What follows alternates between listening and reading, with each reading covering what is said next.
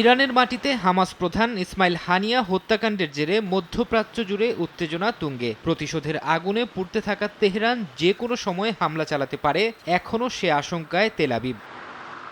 ইসরায়েলে হামলা না চালাতে আগেই আহ্বান জানিয়েছিল যুক্তরাষ্ট্র ও এর ইউরোপীয় মিত্ররা, তবে তাতে কান দেয়নি তেহরান। তাই এবার দেশটিকে সতর্ক করল ওয়াশিংটন। মার্কিন প্রশাসনের শীর্ষ এক কর্মকর্তার বরাত দিয়ে বিভিন্ন গণমাধ্যম জানিয়েছে, ইসরায়েলে হামলা চালালে ইরানকে ভয়ানক পরিণতি ভোগ করতে হবে। সব সতর্কতা উপেক্ষা করে ইরান যদি হামলা চালায়, তবে নিজেদের মিত্র দেশগুলোকে পাল্টা পদক্ষেপ নেওয়ার আহ্বান জানিয়েছে তেল আবিব। ইসরায়েলের পররাষ্ট্রমন্ত্রী এক বিবৃতিতে বলেন, কেবল ইরানের হামলা প্রতিহতের পাশাপাশি দেশটির বিভিন্ন লক্ষ্যবস্তুতে আঘাত হানতেও মিত্রদের সহায়তা প্রত্যাশা করছে তেল আবিব। হামাস প্রধান হত্যার প্রতিশোধ না নিতে এরই মধ্যে ইরানের প্রতি আহ্বান জানিয়েছে কাতার। আর পাকিস্তান বলছে, ইসরায়েলের সন্ত্রাসবাদ থেকে নিজেদের প্রতিরক্ষার অধিকার আছে তেহরানের।